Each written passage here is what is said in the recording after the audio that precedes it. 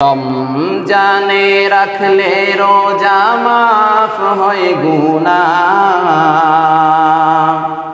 তবু কেন মুমিন রোজা রাখো না? তবু কেন মুমিন রোজা রাখো না? রমজানে রাখলে রোজা মাফ হয় গুনাহ, তবু কেন মুমিন রোজা রাখো না? তবু কেন মুমিন রোজা রাখো না? যদি তোমার গুনাহ থাকে পাহাড় সমান, সব গুনাহ ক্ষমা করে দিবে রহমান। জোরে বলেন সুবহানাল্লাহ। যদি তোমার গুনাহ থাকে পাহাড় সমান, সব গুনাহ ক্ষমা করে দিবে রহমান। রোজা রেখে আল্লাহর কাছে, রোজা রেখে আল্লাহর কাছে কেন মাফ চাও না? তবু কেন মুমিন রোজা রাখো না? রমজানে রাখলে রোজা মাফ হয় গুনাহ, তবু কেন মুমিন রোজা রাখো না? তবু কেমন মুমিন রোজা রাখো না? রোজা না রাখিয়া হয় না গুনাহগার, গুনাহগার হাসরে পাবে না নিস্তার। রোজা না রাখিয়া হয় না গুনাহগার, গুনাহগার হাসরে পাবে না নিস্তার। রোজা রেখে গুনাহগার, রোজা রেখে গুনাহগার কেন মাফ চাও না? তবু কেন মুমিন রোজা রাখো না? তবু কেন মুমিন রোজা রাখো না? রমজানের রোজা রাখা অনেক কষ্টের কাজ। এই কষ্টের কাজের পরে আল্লাহ তাআলা স্বস্তি রেখেছেন, স্বস্তি। কোন বান্দা যদি রোজা রাখে, আল্লাহ পাক রব্বুল আলামিন ও বান্দার জন্য দুটি আনন্দের বিষয় রেখেছেন।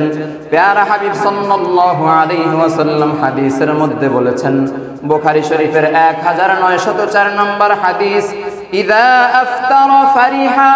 প্যারা হাবিব সাল্লাল্লাহু আলাইহি ওয়াসাল্লাম বলেছেন, রোজাদার বান্দা এবং বান্দির জন্য দুটি আনন্দের বিষয়, দুটি ঈদের বিষয়। এক নম্বর আনন্দ হলো ইফতারের সময়।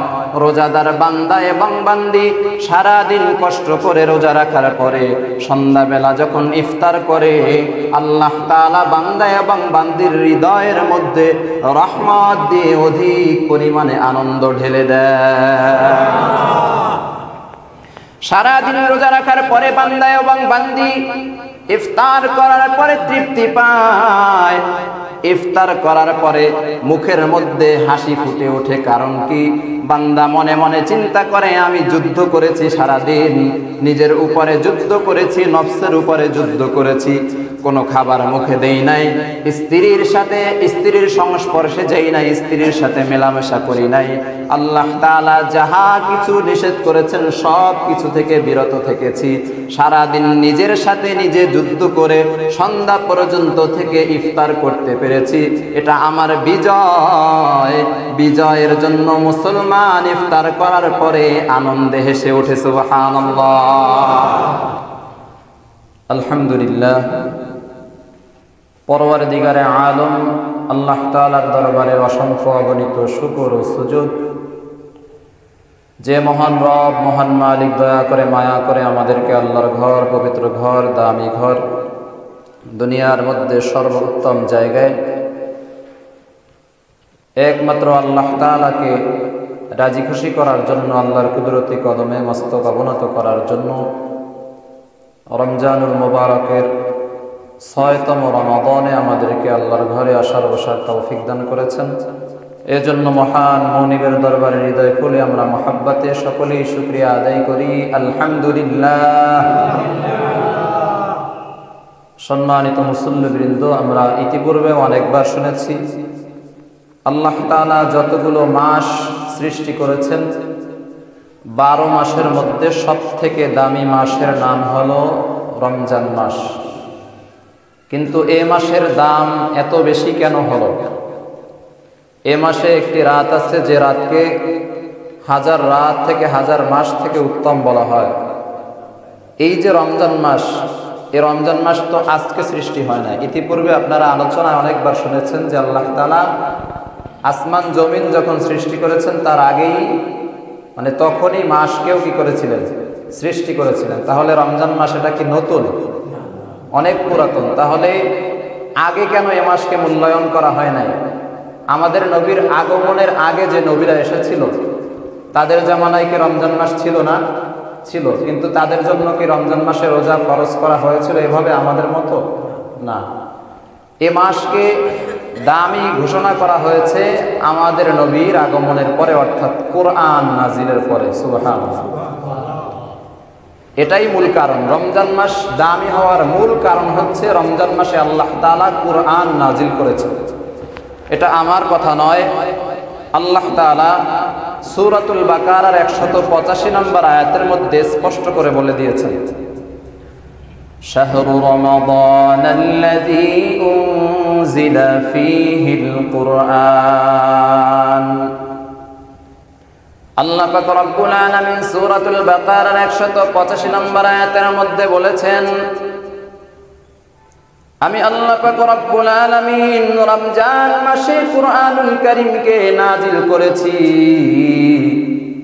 কেন নাজিল করেছি? হুদাল লিন্নাস। এক নাম্বার কারণ হলো মানুষকে হেদায়েত দেওয়ার জন্য, মানুষের হেদায়েতের জন্য আমি আল্লাহ তাআলা কোরআনকে নাজিল করেছি। সুবহানাল্লাহ। এটা হলো প্রথম কারণ।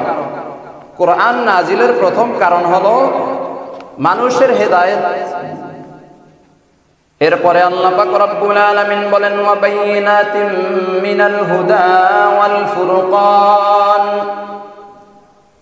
এই কোরআনকে আমি আল্লাহ পাক রব্বুল আলামিন শুধুমাত্র হেদায়েতের জন্য নাজিল করেছি তাই নয়, এই কোরআনের মধ্যে আমি আল্লাহ তাআলা হেদায়েত পাওয়ার জন্য অনেক অনেক নিদর্শন দান করেছি। সুবহানাল্লাহ। আল্লাহ পাক রব্বুল আলামিন হেদায়েতের নিদর্শনগুলোকেও প্রকাশ করেছেন কিসের মাধ্যমে? কোরআনের মাধ্যমে। পরবর্তীতে আল্লাহ তাআলা বলেন, ওয়াল ফুরকান। শুধু তাই নয়, আমি আল্লাহ তাআলা কোরআনকে নাজিল করেছি সত্য এবং মিথ্যার পার্থক্য করার জন্য, মানুষ যেন বুঝতে পারে এটা সত্য, এটা মিথ্যা, এটা হক, এটা বাতিল, এটা প্রভু, এটা প্রভু নয়, মিথ্যা প্রভু দাবিদার, এটা নবী, এটা নবী নয়, মিথ্যা নবী দাবিদার, ভণ্ড নবী। এভাবে সত্য এবং মিথ্যার পার্থক্য বোঝানোর জন্য আল্লাহ তাআলা কোরআনকে নাজিল করেছেন। এরপরে আল্লাহ পাক রব্বুল আলামিন বলেন, ফামান শাহিদা মিনকুমুশ শাহরা ফালিয়াসুমহু। কোরআনকে তো আমি আল্লাহ তাআলা রমজান মাসে নাজিল করেছি। এই রমজানকে যদি তোমরা কেউ পাও তাহলে রমজান মাসে তোমরা রোজা রাখবে। এই রমজান যদি পাওয়া যায়, রমজানে রোজা রাখতে হবে। কে বলেছেন? আল্লাহ। তো আমাদের সামনে কি রমজান এসেছে? আসছে। আসলে আমাদেরকেও কি করতে হবে? রোজা রাখতে হবে। এই আয়াতের মধ্যে আল্লাহ তাআলা বলেছেন রমজান মাসে রোজা রাখতে। বাংলাদেশের আনাচে কানাচে বিভিন্ন ধরনের ভণ্ড পীর এবং বিভিন্ন নাস্তিকেরা বলে আল্লাহ তাআলা কোরআনের কোন জায়গায় 30টি রোজা রাখতে বলেন নাই। সুতরাং 30টি রোজা রাখার কোনো দরকার নাই। নাস্তিকদের জবাবে আমরা বলতে চাই, আল্লাহ তাআলা কোরআনের কোন জায়গায়, প্যারা হাবিব হাদিসের কোন জায়গায় কয়টি রোজা রাখতে হবে নির্ধারণ করে দেন নাই। এর কারণ হলো রমজান মাস কখনো 29 দিনেও কমপ্লিট হয়ে যায়, কখনো 30 দিনে কমপ্লিট হয়। আল্লাহ তাআলা এবং তার রাসূল যদি বলতেন 29 দিন তোমরা রোজা রাখবে, তাহলে যেই বছর 30 দিনে রমজান মাস পূর্ণ হইতো সেই মাসের সাথে সাংঘর্ষিক হয়ে যেত। এজন্য আল্লাহ তাআলা শুধুমাত্র মাসের কথা বলেছেন। এর দ্বারা প্রমাণ হলো মাস যদি 28 দিনে কমপ্লিট হয়ে যায় তাহলে রোজা রাখবে কয়টি? 28টি। মাস যদি 29 দিনে কমপ্লিট হয়ে যায় তাহলে রোজা রাখবে 29টি। মাস যদি 30 দিনে কমপ্লিট হয়ে যায় তাহলে রোজা রাখতে হবে 30টি। আলাদা করে 30টি রোজা রাখো এটা বলার দরকার নাই। মাস যত দিনে কমপ্লিট হবে রোজাও ততটি রাখতে হবে। সুবহানাল্লাহ। তাহলে নাস্তিকদের যুক্তি চলবে না। আল্লাহ মাসের কথা উল্লেখ করেছেন, যে কয় দিনে মাস হোক, 5 দিনেও যদি মাস হয় তাহলে রোজা কয়টা? 5টা। 5 দিনে তো হবে না, 29, 30 এমনই হয়। সম্মানিত মুসল্লিবৃন্দ, রমজান আল্লাহ তাআলা দিয়েছেন, রমাদানের অনেক অনেক ফজিলত আল্লাহ তাআলা বর্ণনা করেছেন, প্যারা হাবিব বর্ণনা করেছেন। বুখারী শরীফের 1904 নম্বর হাদিসের মধ্যে আল্লাহর রাসূল বলেছেন, قال الله, আল্লাহ তাআলা বলেছেন, কুল্লু আমালি ইবনি আদম লাহু ইল্লা সিয়াম, আদম সন্তান যত আমল করে সব নিজেদের জন্য করে, ইল্লা সিয়াম, রোজা ব্যতীত। কি ব্যতীত? আমরা দুনিয়াতে আসার পরে যত নেক আমল করি সব নিজের জন্য। এটা আমার কথা নয়, আল্লাহ তাআলা স্বয়ং নিজে বলেছেন। হাদিসে কুদসিতে বর্ণিত হয়েছে, আল্লাহ তাআলা বলেছেন, আদম সন্তানেরা দুনিয়াতে যত আমল করে সব করে নিজের জন্য, ইল্লা সিয়াম, শুধুমাত্র রোজা রাখে কেবলমাত্র আমি আল্লাহর জন্য। বান্দা নামাজ পড়ে জাহান্নাম থেকে বাঁচার জন্য, হজ করে, যাকাত করে, সব কিছু নিজের উন্নতির জন্য করে। এটা দুনিয়ার মানুষ দেখতে পায়। কোনো ব্যক্তি যদি নামাজের মধ্যে দাঁড়ায় তাহলে দুনিয়াতে আমরা দেখতে পাই এক ব্যক্তি নামাজ পড়তেছে। এলাকার মধ্যে কতজন নামাজি আছে, কতজন বেনামাজি আছে আমরা জানি কি জানি না? কারণ হলো আমল আমরা দেখতে পাই। কোন ব্যক্তি যদি প্রকাশ্যে যাকাত দেয় তাহলে যাকাতের আমল আমরা দেখতে পাই। কোন ব্যক্তি যদি হজ করে হজের আমল আমরা দেখতে পাই। কিন্তু এমন একটা আমল আছে, কলিজা কেটেও যদি ফেলা হয়, সারা শরীর যদি টুকরা টুকরাও করা হয়, যে আমলটা দেখা সম্ভব না, সে আমলের নাম হলো রোজা। আল্লাহ তাআলা বলেন, বনি আদম সব কাজ করে, সব আমল করে নিজের জন্য, কিন্তু একটি মাত্র আমল করে স্বয়ং শুধুমাত্র আমি আল্লাহর জন্য। এই আমলের বিনিময়ে আল্লাহ তাআলা কি দিবেন? আল্লাহ তাআলা বলেন, ফাইন্নাহু লি ওয়া আনা আজজি বিহি, বান্দা যে আমি আল্লাহকে রাজি খুশি করার জন্য রোজা রাখলো, দুনিয়ার মানুষের সামনে কোনো কিছু খায় নাই, দুনিয়ার মানুষের পিছনে আড়ালেও কোনো কিছু খায় নাই, সব খানা আহার সব কিছু ত্যাগ করেছে, স্ত্রীর সাথে মেলামেশা ত্যাগ করেছে আমি আল্লাহর জন্য। বান্দা যে এত কষ্ট করে সব কিছু ত্যাগ করেছে, এর বিনিময় স্বয়ং আমি আল্লাহ তাআলা বান্দাকে দান করব। তাহলে রোজার বিনিময় কে দিবেন? আল্লাহ। এটা দুনিয়াতে না, কিন্তু এর বিনিময় আল্লাহ তাআলা আখিরাতে দিবেন, নিজ হাতে বান্দাকে কাছে ডেকে। সুবহানাল্লাহ। সম্মানিত মুসল্লিবৃন্দ, এখানেই শেষ নয়। প্যারা হাবিব সাল্লাল্লাহু আলাইহি ওয়াসাল্লামের হাদিস, মুসনাদে আহমদের 6626 নম্বর হাদিসের মধ্যে বর্ণিত হয়েছে, আসসিয়ামু ওয়াল কুরআনু ইয়াশফাআনি লিল আবদি ইয়াউমাল কিয়ামাহ, দুইটি জিনিস কিয়ামতের ময়দানে বান্দাকে এবং বান্দিকে সুপারিশ করবে। শুধু সুপারিশ করবে না, সুপারিশ করে আল্লাহর জান্নাতে নিয়ে যাবে। দুইটি জিনিস কি কি? 1 নম্বরে হলো রোজা, 2 নম্বরে হলো কোরআন। রোজা এবং কোরআন কিয়ামতের দিন বান্দা বান্দিকে সুপারিশ করবে কিসের থেকে মুক্তির জন্য? জাহান্নাম থেকে মুক্তির জন্য। সম্মানিত মুসল্লিবৃন্দ, নাসাই শরীফের 2545 নম্বর হাদিসের মধ্যে বর্ণিত হয়েছে, প্যারা হাবিব সাল্লাল্লাহু আলাইহি ওয়াসাল্লাম বলেছেন, দাওয়াতুস সাইমি, দুনিয়ার মধ্যে অনেক মানুষের দোয়া কবুল হয়। কোন হাদিসের মধ্যে 3 ব্যক্তির কথা বলা হয়েছে, অপর হাদিসে অন্য ব্যক্তিদের কথাও এসেছে। তবে এই 3 দল বা 4 দল ব্যক্তিদের মধ্যে একদল ব্যক্তিদের দোয়া সরাসরি আল্লাহ তাআলার কাছে কবুল হয়। সেই ব্যক্তিরা হলো দাওয়াতুস সাইম, যারা রোজা রাখে, রোজাদার ব্যক্তির দোয়া আল্লাহ তাআলা সরাসরি কবুল করে নেন। রোজাদারের দোয়া আল্লাহ তাআলার কাছে সরাসরি কবুল হয়, কোনো পর্দা থাকে না। সুবহানাল্লাহ। সম্মানিত মুসল্লিবৃন্দ, এখানেই ফজিলত শেষ হয়নি।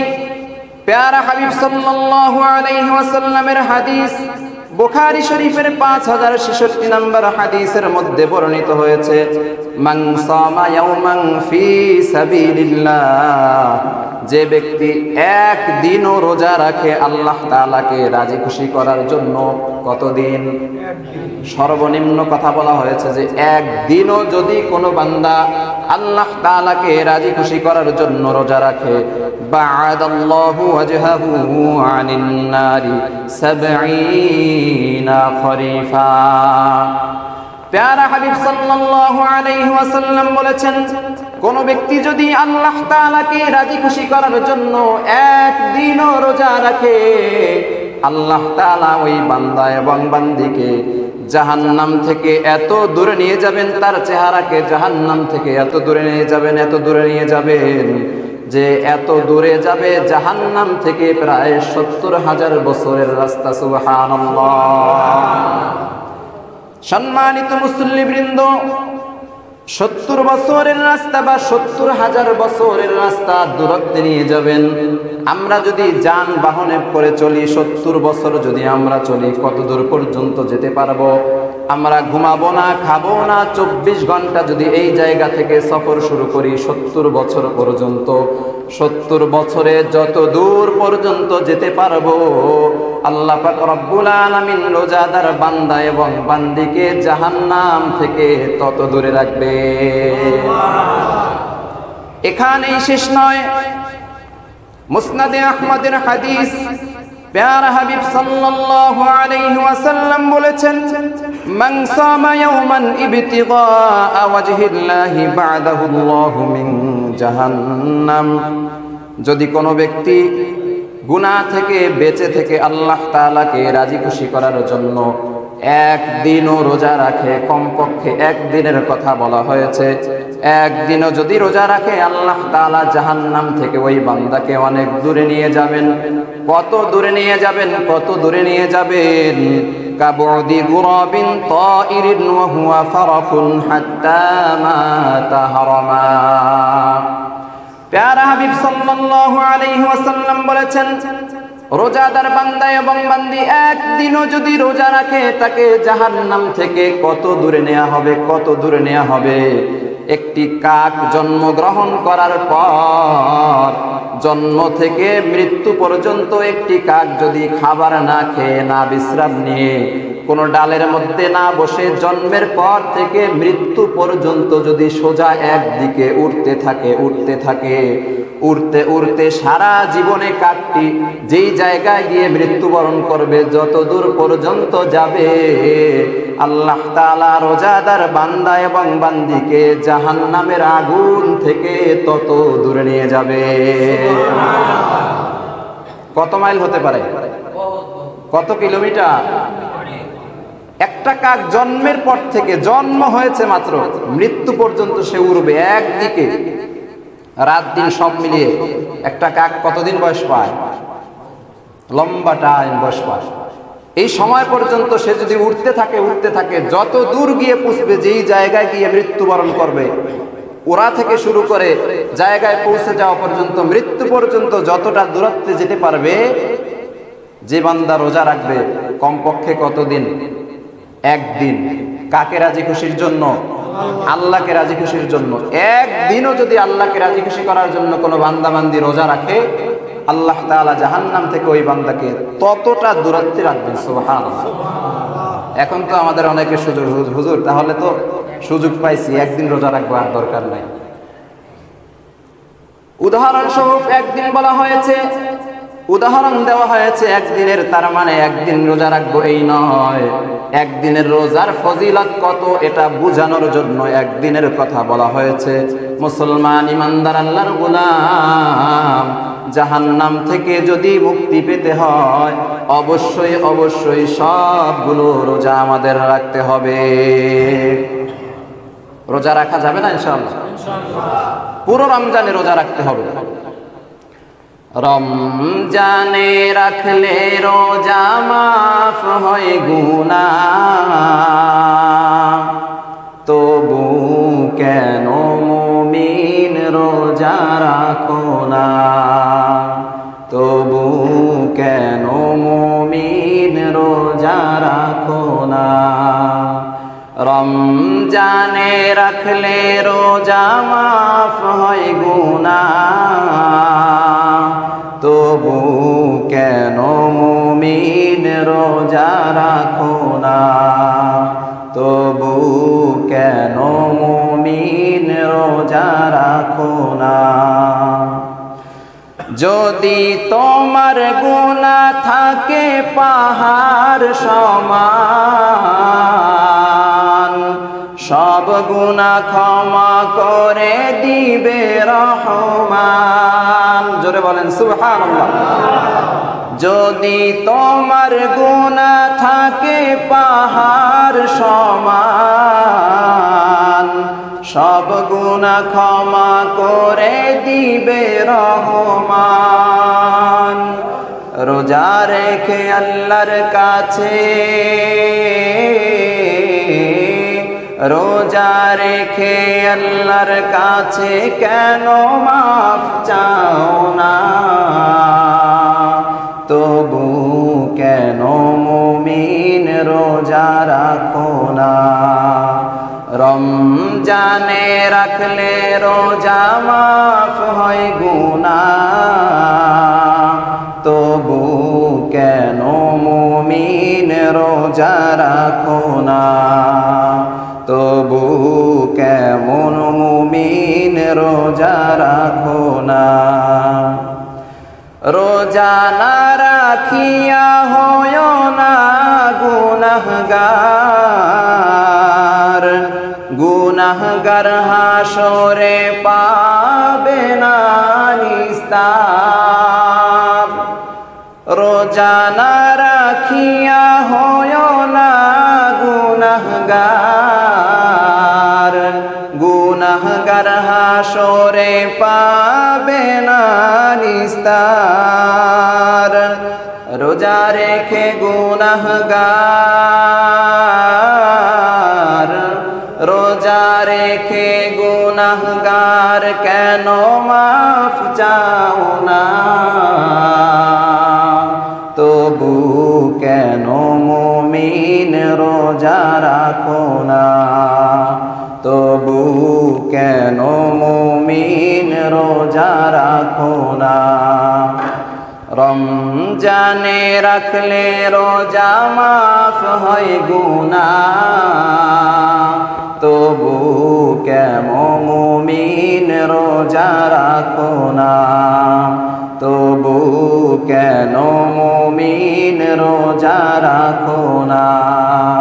সবগুলো রোজা আমরা রাখবো তো ইনশাআল্লাহ? হাত তুলে বলেন ইনশাআল্লাহ। সম্মানিত মুসল্লিবৃন্দ, রমজানের রোজা রাখা অনেক কষ্টের কাজ। এই কষ্টের কাজের পরে আল্লাহ তাআলা স্বস্তি রেখেছেন, স্বস্তি। কোন বান্দা যদি রোজা রাখে, আল্লাহ পাক রব্বুল আলামিন ও বান্দার জন্য দুটি আনন্দের বিষয় রেখেছেন।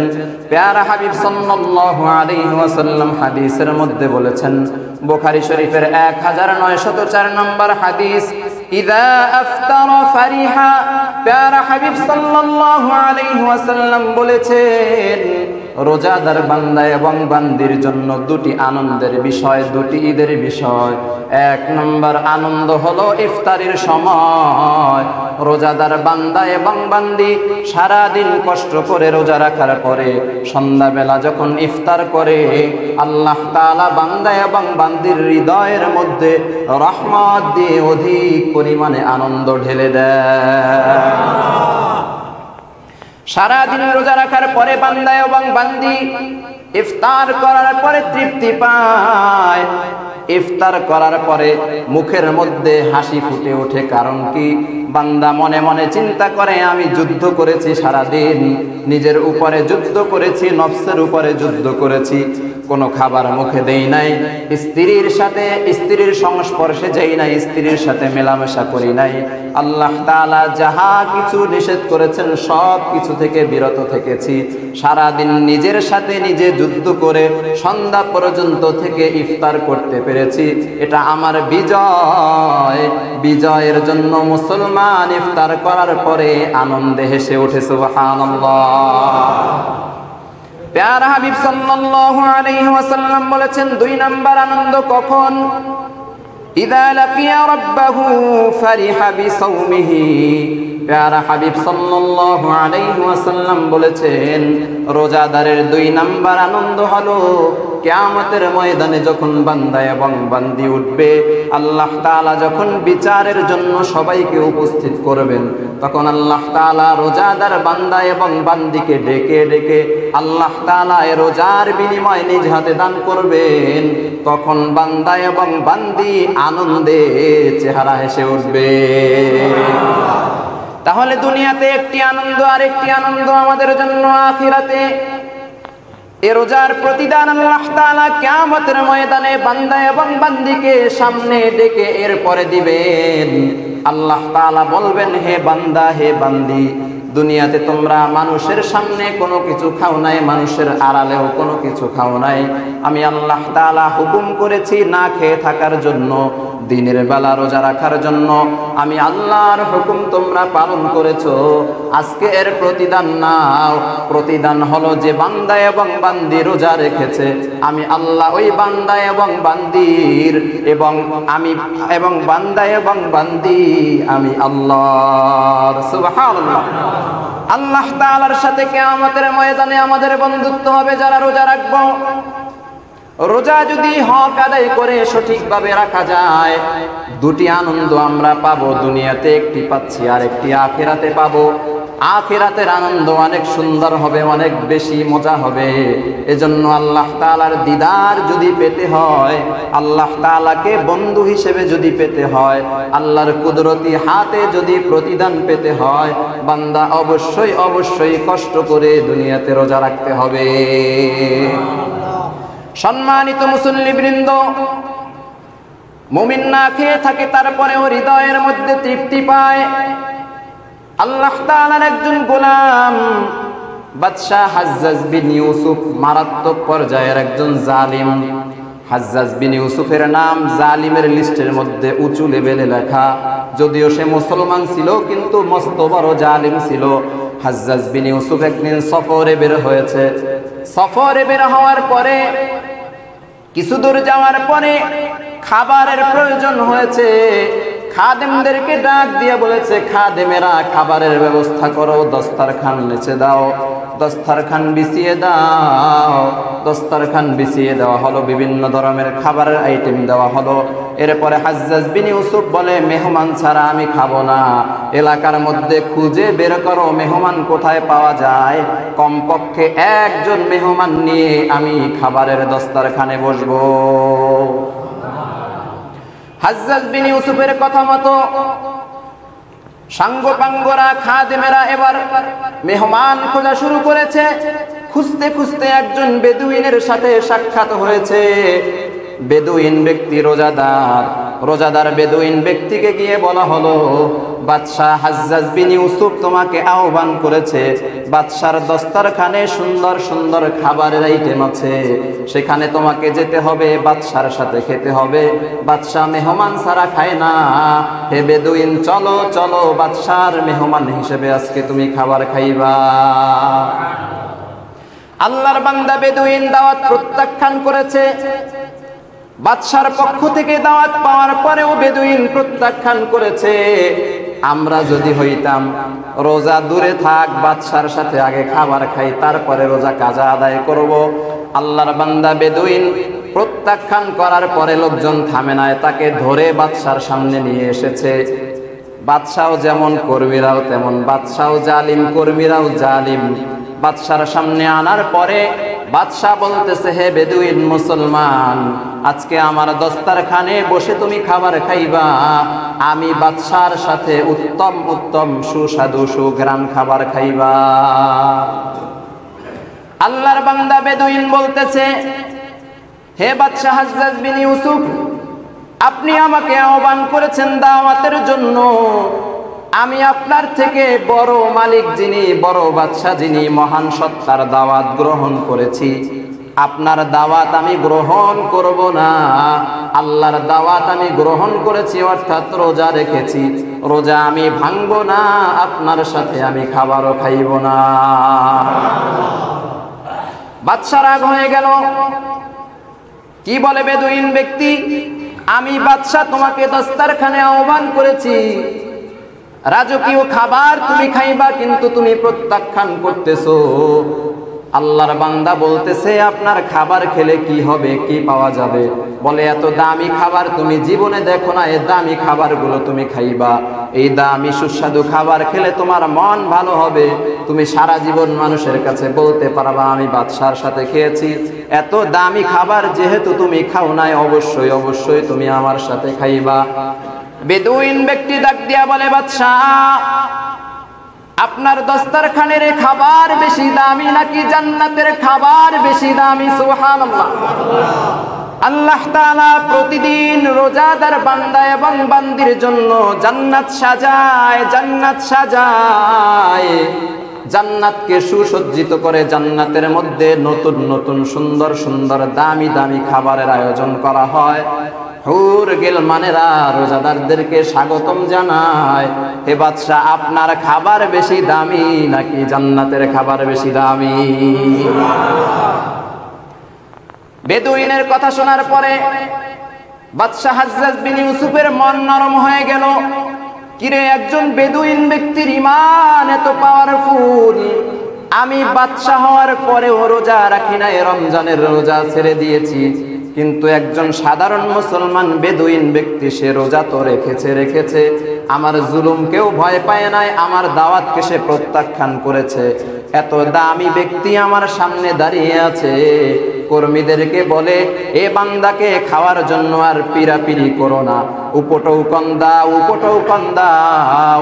অধিক পরিমাণে দামি দামি উপটৌকন দিয়ে বেদুইন মুসলমানকে বিদায় করে দিয়েছে। মুসলমান ইমানদার আল্লাহর গোলাম, এ ঘটনা দ্বারা প্রমাণ হয় মুমিনের হৃদয়ে আল্লাহ তাআলা প্রদত্ত এক নিয়ামত বসবাস করে। রোজা রাখার কারণে মুমিনের হৃদয়ে অন্যরকম এক প্রশান্তি অনুভব হয়। আল্লাহ তাআলা অধিক পরিমাণে রহমত বান্দার হৃদয়ের মধ্যে ঢেলে দেয়। এজন্য দেখা যায় অনেক বান্দা বান্দি সাহারি খাওয়ার সময় পায় নাই, সন্ধ্যাবেলায় তেমন কিছু খায় নাই, সাহারিও খেতে পারে নাই, তারপরেও রোজা রেখেছে। বিকেল বেলা যদি জিজ্ঞেস করেন তুমি কেমন আছো, এ আল্লাহর বান্দা এবং বান্দি হাসি মুখে বলবে আলহামদুলিল্লাহ। হৃদয়ের মধ্যে তৃপ্তি হচ্ছে। তৃপ্তি কে দিচ্ছেন? আরো জোরে বলেন, কে? রোজাদার অনেক কষ্ট করে রোজা রাখে, তারপরেও হৃদয়ের মধ্যে প্রশান্তি অনুভব হয়। সারাদিন পানির তৃষ্ণায় কলিজাটা মনে হয় ফেটে যাবে, পানির তৃষ্ণা হয়, পানি খেতে মন চায়, কিন্তু হৃদয়ের মধ্যে আল্লাহর ভয় এবং ভালোবাসা থাকার কারণে, আল্লাহ প্রদত্ত তৃপ্তি হৃদয়ে বদ্ধমূল থাকার কারণে বান্দা জানিয়ে দেয়, যত কষ্ট কষ্টই হোক না কেন, পানিও খাবো না, খাবারও খাবো না, রোজা অবশ্যই আমি কমপ্লিট করব। সুবহানাল্লাহ। তৃপ্তি আছে না নাই? তৃপ্তি অনুভব করতে পারবে ওই ব্যক্তি যার হৃদয়ের মধ্যে আল্লাহর ভালোবাসা আছে, আল্লাহর ভয় আছে। সম্মানিত মুসল্লিবৃন্দ, রোজা তো আমরা অবশ্যই রাখবো, তবে রোজা রাখার পাশাপাশি আমাদেরকে তওবা করতে হবে। রোজাও রাখবো, গুনাহ ছেড়ে দিব।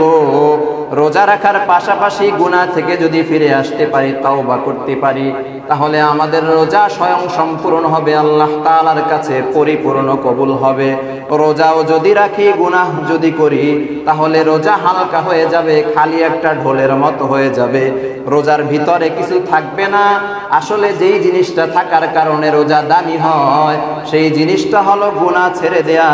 আল্লাহর ভয় হৃদয়ে রেখে আমরা যদি গুনাহ ছাড়তে পারি, তাহলেই আমাদের রোজা আল্লাহ তাআলার কাছে দামি হয়ে যাবে। ইবনে মাজাহ শরীফের হাদিস 4250 নম্বর হাদিসের মধ্যে বর্ণিত হয়েছে, قال النبي صلى الله عليه وسلم التائب من الذنب كمن لا ذنب له। প্যারা হাবিব সাল্লাল্লাহু আলাইহি ওয়াসাল্লাম বলেছেন, যে ব্যক্তি তওবা করে গুনাহ থেকে ফিরে আসে, ওই ব্যক্তি এমন হয়ে যায় মনে হয় যেন সে কখনোই গুনাহ করে না।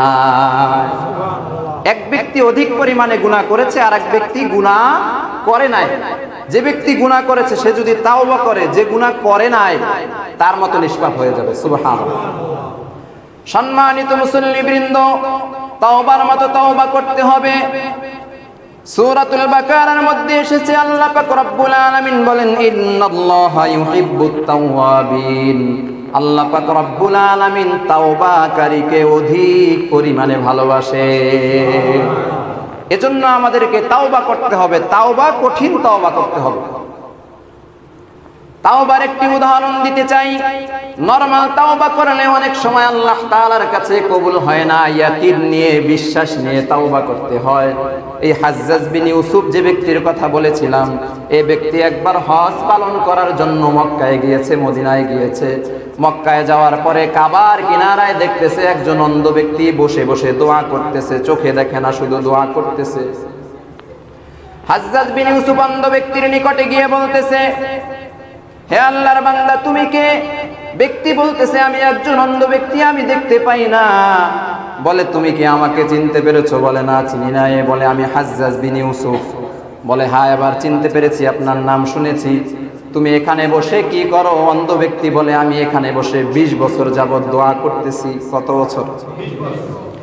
20 বছর যাবত আমি দোয়া করতেছি। জালিম বাদশা হাজ্জাজ বিন ইউসুফ বলতেছে, 20 বছর যাবত দোয়া করতেছো, দোয়া কি কবুল হয়েছে? অন্ধ ব্যক্তি বলে, না না না, আমি দোয়া করতেছি কিন্তু আমার দোয়া কবুল হয় না। হাজ্জাজ বিন ইউসুফ বলে, আমি যে জালিম তা কি তুমি জানো? বলে, হ্যাঁ, আমি জানি।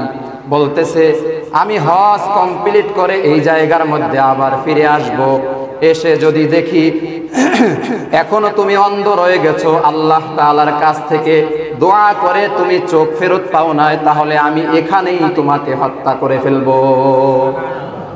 কঠিন ভয় দেখাই দিছে। এখানে আইসে যদি দেখি চোখ ফিরে পাও নাই, তাহলে তোমার কল্লা এখানেই ফলাই দেব। হাজ্জাজ বিন ইউসুফ জায়গা থেকে চলে গেলেন হজ কমপ্লিট করার জন্য। আল্লাহর বান্দা অন্ধ ব্যক্তি চিন্তা করতেছে, এখন যদি আল্লাহ তাআলার কাছে খাঁটি ভাবে না বলি, মনোযোগ সহকারে যদি দোয়া না করি, ইয়াকিন নিয়ে যদি দোয়া না করি, আর যদি চোখ ফেরত না পাই, অল্প কিছুক্ষণ পরে শরীর থেকে মাথা আলাদা হয়ে যাবে। এই জালিম যা বলেছে তা করেই ছাড়বে। এজন্য অন্ধ ব্যক্তি হৃদয়ের গভীর থেকে মালিককে ডাক দিয়েছে, মালিক, আমি 20 বছর যাবত দোয়া করেছি, কিন্তু আমার দোয়ার মধ্যে ইয়াকিন ছিল না, বিশ্বাস ছিল না। তুমি যে আমাকে দিবাই, তুমি যে দিতেই পারো, এটা আমার বিশ্বাসে আসে নাই। মালিক, আমি আজকে দোয়া করতেছি, দেখো আমার চোখ থেকে পানি গড়িয়ে গড়িয়ে পড়তেছে। আল্লাহ, আমি হৃদয়ের গভীর থেকে দোয়া করতেছি, আল্লাহ এক নম্বরে তুমি আমার চোখ দুটো ফিরায়া দাও, আমি এ দুনিয়ার সবুজ শ্যামল প্রকৃতি দেখতে চাই, আমি তোমার কাবা দেখতে চাই, আমি প্যারা হাবিবের রওজা দেখতে চাই। এক নম্বর দোয়া হলো আমার চক্ষু ফিরায়া দাও, দুই নম্বর দোয়া হলো আমার জীবনের সব গুনাহ মাফ করে দাও। অন্ধ ব্যক্তি ক্রন্দন করে, হৃদয়ের গভীর থেকে আকুতি মিনতি করে আল্লাহ তাআলার কাছে দোয়া শুরু করে দিয়েছে। আল্লাহর বান্দা দোয়া করতেছে, চোখ খুলে না, চোখ খুলে না। ওই দিক থেকে হাজ্জাজ বিন ইউসুফ হজের সমস্ত রোকন আদায় করে এরপরে অন্ধ ব্যক্তির সামনে এসেছে, এসে নাড়া দিচ্ছে। কি অবস্থা মুরব্বী, দোয়া কি কবুল হয়েছে নাকি? বলে জানি না। বলে আপনি কি চোখ খুলেছেন? বলে না, আমি চোখ বন্ধ করেই কান্না করতেছি। বলে চোখ খুলেন। সুবহানাল্লাহ। অন্ধ ব্যক্তি এবারে চোখ খোলার চেষ্টা করে, দেখতেছে আল্লাহ তাআলা অন্ধ ব্যক্তির দুটি চোখ ভালো করে দিয়েছে। একটা কবুল হয়েছে, আর একটা কি বাকি আছে? গুনাহ মাফ হইতে কি আর বাকি আছে? তাহলে সম্মানিত মুসল্লিবৃন্দ, এজন্য আল্লাহ তাআলার কাছে চাইতে হবে, হৃদয়ের গভীর থেকে আকুতি মিনতি করে আল্লাহ তাআলার কাছে বলতে হবে। এভাবে যদি আমরা আল্লাহ তাআলার কাছে বলতে পারি, তাহলে আল্লাহ তাআলা আমাদের জীবনের সব গুনাহ মাফ করে দিবেন। তাহলে রমজানের শিক্ষা হলো, রোজা তো রাখবই, গুনাহ থেকে ফিরবো। গুনাহ থেকে ফিরে কঠিনভাবে আল্লাহ তাআলার কাছে কেঁদে কেঁদে তাওবা করব। আল্লাহ তাআলা যেন তৌফিক দান করেন, সকলে বলি আমিন। এখন বিষয় হলো, রোজা তো রাখবো হুজুর, রোজা কে কে রাখা, কার কার রাখা লাগবে না? অনেকে তো সুযোগ খুঁজতে যে হুজুর রোজা না রাখতে পারলে ভালো হয়। রোজা কার কার রাখা লাগবে না, কোন কোন ব্যক্তিদের? এরকম 6 দল ব্যক্তিদের নাম আপনাদের সামনে বলবে। এখন সবার মনোযোগ বাইরে গেছে, হুজুর যদি আমার নামটা আসে। 1 নাম্বার ব্যক্তি যাদের রোজা রাখতে হবে না, এরা হলো শিশু। শিশু আছে না? এখন 14, 15, 16, 18, 25 বছরের যুবকরা মনে করতেছে যে হুজুর আমরাই তাইলে শিশু। প্রাপ্তবয়স্ক যে হয়নি, মানে রোজা রাখার সক্ষমতা যার হয়নি, ধরে নেন 7 বছরের আগে যারা, এরা শিশু। এদের রোজা রাখতে হবে না, এদের রোজা মাফ। 2 নাম্বার যারা পাগল, এদের রোজা রাখতে হবে না। এই লিস্টে আমাদের মসজিদের কোনো মুসল্লি কি আছেন? নাই। তাহলে আপনারা 2 দলের 1 দলেও নাই। এরপরে 3 নাম্বার হলো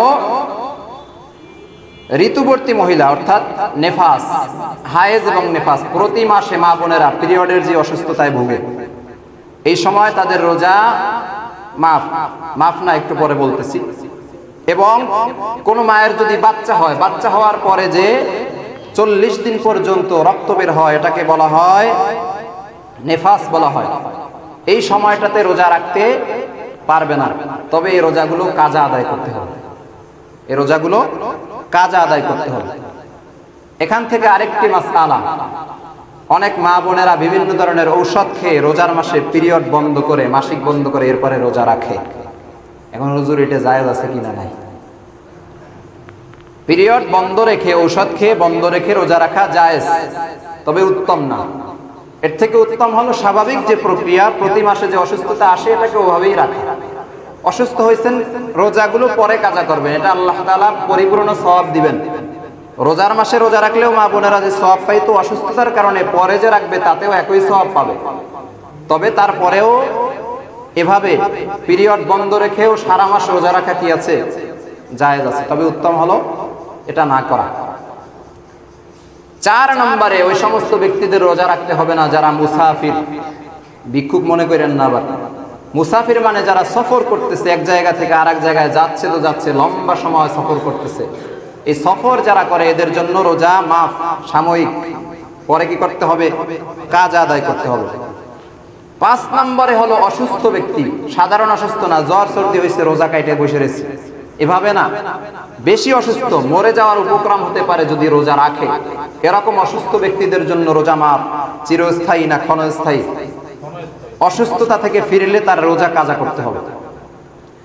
আরেকজন ব্যক্তি যারা বৃদ্ধ হয়ে গেছে এবং যারা বৃদ্ধা হয়ে গেছে, অর্থাৎ বুড়া মানুষ, পুরুষ এবং নারী, রোজা রাখার সক্ষমতা শরীরে নাই, বেশি বুড়া হয়ে গেছে, এদের জন্য রোজা মাফ, ক্ষণস্থায়ী। করণীয় কি? যেই সমস্ত বৃদ্ধ এবং বৃদ্ধারা রোজা রাখতে পারবে না, বুড়ো মানুষেরা রোজা রাখতে পারবে না, এরা মিসকিনদেরকে খাওয়াবে। 30 রোজার বিনিময়ে 30 দিন মিসকিনকে কি করবে? খাওয়াবে, তাহলে তার রোজা আদায় হয়ে যাবে। মাসআলা ক্লিয়ার না? আর কোনো সমস্যা আছে? এই 6 দলের বাহিরে যারা আছেন, অধিকাংশই আছেন এখানে, 6 দলের বাহিরে যারা, সবার রোজা রাখতে হবে, কোনোভাবে মাফ নাই। আর যদি পারেন কোনোভাবে 6 দলের ভিতরে ঢুকেন তাইলে মাফ, তাছাড়া কোনোভাবে মাফ হবে না। আল্লাহ তাআলা আমাদেরকে যেন সবাইকে রোজা রাখার তৌফিক দান করেন। সকলে বলি আমিন। ওয়া আখিরু দাওয়ানা আনিল